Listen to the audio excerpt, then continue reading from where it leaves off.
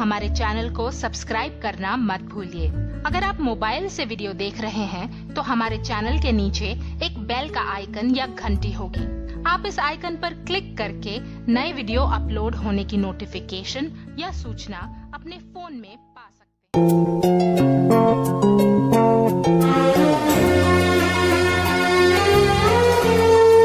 उत्तराखंड के बद्रीनाथ से 3 किलोमीटर आगे हिमालय की पहाड़ियों की गोद में बसा ये है बेहद खूबसूरत माड़ा गांव, जिसका इतिहास सीधा महाभारत काल से जुड़ा है। ये गांव उत्तरी पूर्वी भारत का सबसे अंतिम गांव है। उत्तराखंड के चमोली जिले में स्थित इस गांव की सीमा तिब्बत से लगती है। माना जाता है कि यहाँ से ही भारत और तिब्बत के बीच वर्षों से व्यापार होता रहा है। इसके चारों ओर पहाड़ियां और हरियाली माड़ा गांव को बनाती है हिंदुस्तान का सबसे अनूठा और रमणीय स्थान।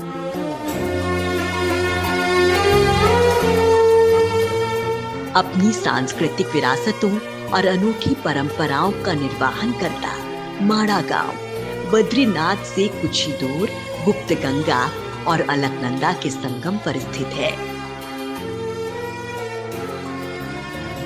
इस गांव में महाभारत के जितने साक्ष्य मिलते हैं उतने देश में और कहीं नहीं मिलते। इसी गांव में स्थित व्यास गुफा में बैठकर महर्षि वेद व्यास और भगवान गणेश जी ने मिलकर महाभारत महाकाव्य की रचना की। महाभारत की समाप्ति के बाद पांडव और द्रौपदी इसी गांव से होते हुए स्वर्ग की ओर जाने वाली स्वर्गारोहणी सीढ़ी तक गए थे। इस गांव के बारे में मान्यता है कि यहाँ माणिक शाह नाम का एक व्यापारी था जो शिव का बहुत बड़ा भक्त था। एक बार व्यापारिक यात्रा के दौरान लुटेरों ने उसका सिर काटकर कत्ल कर दिया, लेकिन इसके बाद भी उसकी गर्दन शिव का जाप कर रही थी।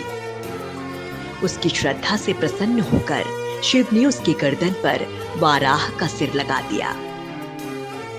इसके बाद माड़ा गांव में मणिभद्र की पूजा की जाने लगी। शिव ने माणिक शाह को वरदान दिया कि माड़ा स्थान पर आने पर व्यक्ति की दरिद्रता दूर हो जाएगी, जिसके चलते निर्धन और दरिद्रता से दुखी लोग माड़ा गांव की यात्रा करते हैं। माड़ा गांव की सबसे बड़ी मान्यता ये है कि यहाँ आने पर व्यक्ति स्वप्नदृष्टा हो जाता है,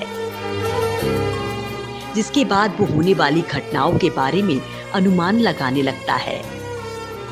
यही नहीं, इस गांव को श्राप मुक्त जगह का दर्जा प्राप्त है। यहाँ आने पर व्यक्ति सभी पापों से मुक्त हो जाता है। इस गांव को लेकर रोमांच और रोचकता यही नहीं रुकती। भारत में सरस्वती चाहे लुप्त हो गई हो, लेकिन यहाँ सरस्वती का उद्गम स्थल आज भी अनवरत जारी है।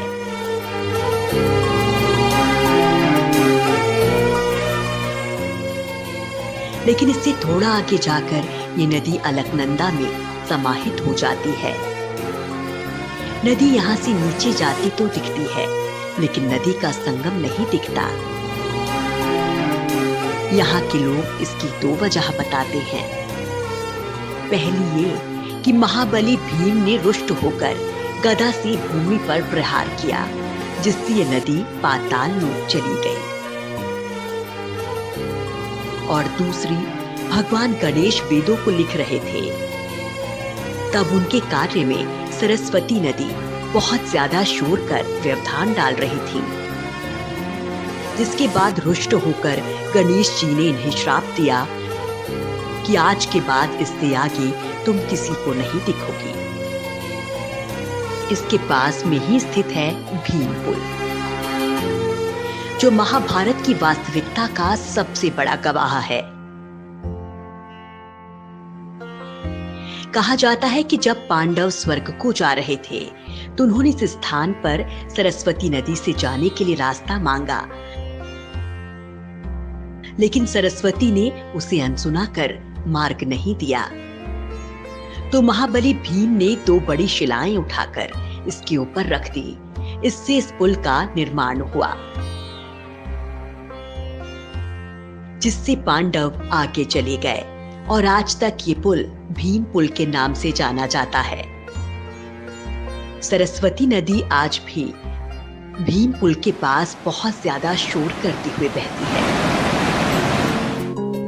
कई पौराणिक मान्यताओं और खूबियों को समेटे माड़ा गांव किसी स्वर्ग से कम नहीं है, जहां की धरती पर पैर रखते ही लोगों का मन माड़ा में बस जाने का करता है।